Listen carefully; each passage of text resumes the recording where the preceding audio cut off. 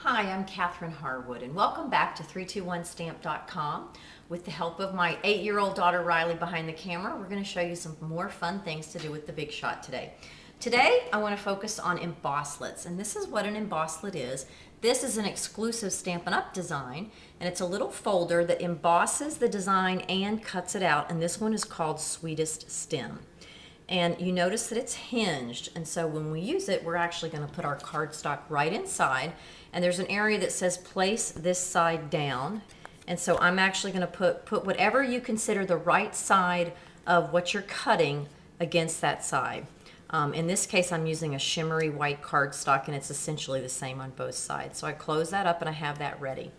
To cut your embosslet, you need the multi-purpose platform. And remember that this is essentially your instruction book for the Big Shot. You turn to the tab that has a picture of what it is that you're cutting. And in this case, I turn to tab 1 and I can see embosslets. It doesn't matter if it shows it in black plastic. The gray plastic on mine just means that it's exclusive to Stampin' Up! And then I just follow this picture sandwich. These are my picture directions. So I lay this down on my platform, and I'm going to put down one clear cutting pad. I'm going to put my embosslet, and remember I've already sandwiched my paper that I'm cutting, my cardstock inside. Look where it says place this side down, so I'm going to place that down. And then I can even see right through this to see that I need one more clear cutting plate. I'm ready to roll it through the Big Shot. And remember, just you'll hear a little click as it gets to the thickest part, and just roll it on through. And then when you open it up, you see that you've cut this beautiful little design that punches right out of your cardstock, and there's even a little center part. And you can decide which you consider to be the right side, if you want the raised part along the edges, or if you want the raised part along the inside. And I know on video it's not always that easy to see, but let me show you it made into a really pretty finished card. So this is a card that I made, and this card started out 12 inches by 3 inches wide, and it folds in half just to make a really pretty note. And by having the fold at the top, I could wrap this yummy satin ribbon around it that is kiwi vanilla right out of the Stampin' Up! Catalog. And I used the coordinating Sweet Stem stamp set to stamp a little image, and that was just also on the shimmery cardstock, and then punched out with a 1 3/8 inch circle punch, and then a scallop circle to map that on.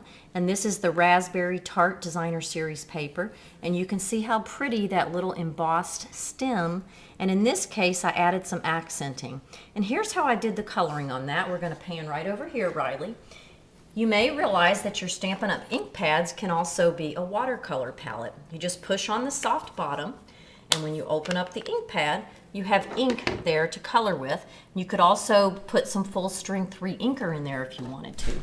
I'm just going to use a blender pen. And so here's a version of the card.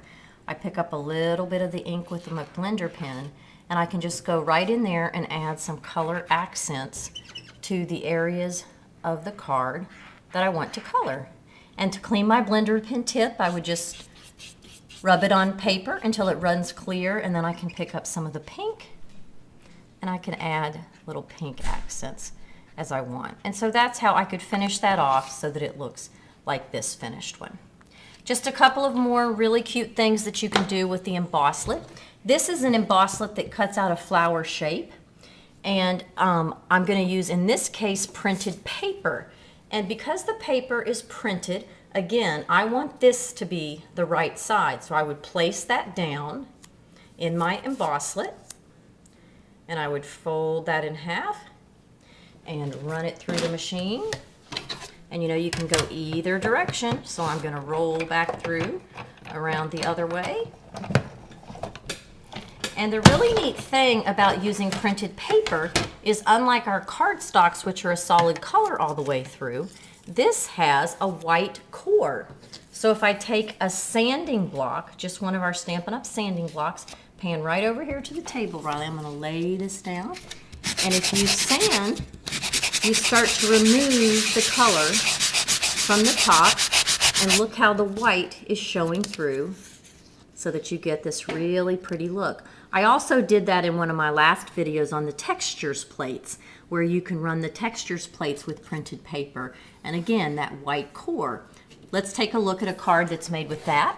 This is with one of the really fabulous celebration sets that you can get free for a $50 purchase through the end of March this year. So I've made a simple top note design, and here's my accent using that flower that was done. Now here is a different version of the same card, and in this case I just used 2 of the little sweet stems. See how it's the same accent that I cut out before, and I just sanded a little bit off some of them and cut these out of printed paper. But I sandwiched 2 of them together, and you can make a vine almost. And if you wanted to, down the side of a scrapbook page, you could connect as many of these as you wanted to do a vine. So that's how Embosslets work. Thanks so much for stopping by today on 321stamp.com. So long.